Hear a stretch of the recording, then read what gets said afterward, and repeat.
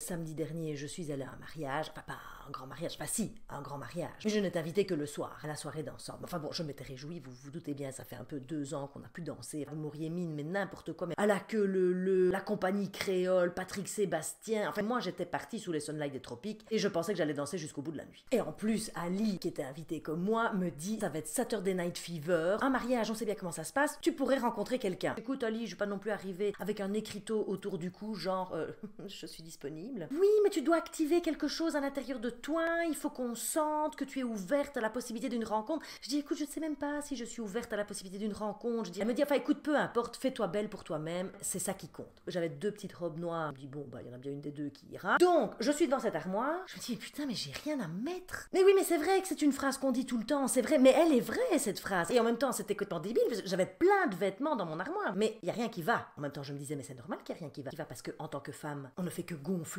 et dégonfler à longueur de temps. Entre le moment où j'ai accouché la première fois et nous sommes 20 ans après, ah écoutez, moi je peux ouvrir un magasin. Je vais de la taille 38 à la taille 46. Oui, si quelqu'un a besoin de quoi que ce soit dans une pièce qu'il n'a pas à sa taille, qu'il n'hésite pas à venir sonner à la maison, il trouvera peut-être son bonheur. Bon, j'enfile la première robe noire.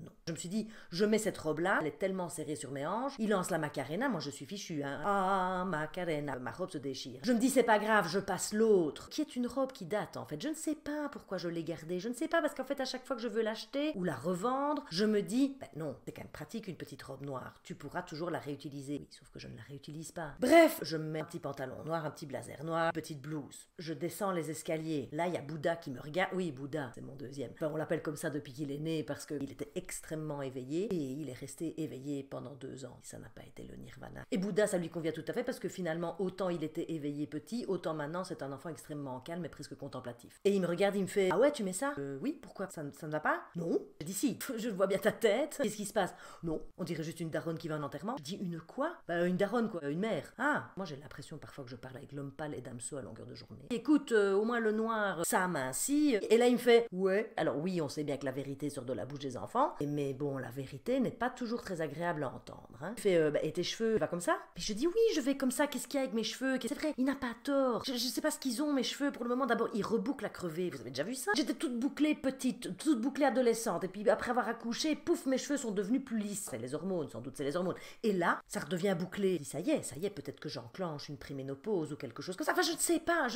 Mais je dis, et si je les attache comme ça? Ouais. Je suis montée dans ma voiture, j'ai presque fui la maison. J'ai rejoint Ali à ce mariage. Non, je précise, je n'ai rencontré personne. Si, je me suis fait vraiment beaucoup draguer par l'espèce de tonton beauf. Moi j'attire les beaufs, je sais pas ce qui se passe. Je sais pas, peut-être que j'ai l'air sympathique. Et alors les gens me racontent leur vie, voyez-vous. Donc à un moment donné, je n'en pouvais tellement plus. Je dis à Ali, moi je vais y aller. Oh mais allez, reste danser. J'ai presque eu une espèce de mauvaise humeur. D'un coup, je me sens moche là. En plus, il faut se remettre sur le marché. Là, quel marché? Enfin, non, moi je pense que je vais rester dans mon jardin. Et peut-être que je vais rencontrer, je ne sais pas qui est-ce que vous voulez que je rencontre dans mon jardin. Un écureuil. Bref, je viens de recevoir quelques photos de la soirée. Je me suis vue, et notamment ce moment où je dansais avec Ali. YMCA. C'est extraordinaire. Il y a une photo de moi de 3/4 d'eau. Je ne sais même plus comment décrire cette transformation corporelle à laquelle j'assiste. Alors vous allez me dire que c'est normal, on doit tous accepter qu'on vieillit, mais j'aurais préféré vieillir en étant maigre, par exemple. Enfin, ça ne m'aurait pas déplu, je pense. Ou vieillir en ayant moins de cheveux, parce qu'après avoir dansé pendant 2 heures, on aurait dit les vieux poils d'un épagnol qui n'est plus allé au toilettage depuis des années. Et j'avoue que j'avais intérieurement une image de moi-même de dos beaucoup plus glorieuse que ça. Quand je vois cette photo, je suis en train de me dire que je pense que je vais me promener en me frottant contre les murs. Bonjour. Oui, c'est moi. Oui. Ah bah de toute façon, je n'ai pas le choix, hein. Qu'est-ce que vous voulez que je fasse? À un moment donné, je veux dire, faut bien que je l'accepte. Mais enfin, je remarque que je l'accepte quand même beaucoup plus facilement si je ne me vois pas. Et là, je me suis dit, mais donc en fait, tout ça est toujours lié au regard qu'on porte soi-même sur soi. C'est ça qu'il faut que je modifie. Alors, vous allez me dire, dans le monde dans lequel on vit, avec l'importance des réseaux sociaux et la suprématie de l'image, oui, je vais essayer d'être gentil avec moi-même. Je dis bien que je vais essayer parce que quand je vois la manière dont je me perçois, je me dis qu'il y a vraiment un fameux bout de chemin à faire.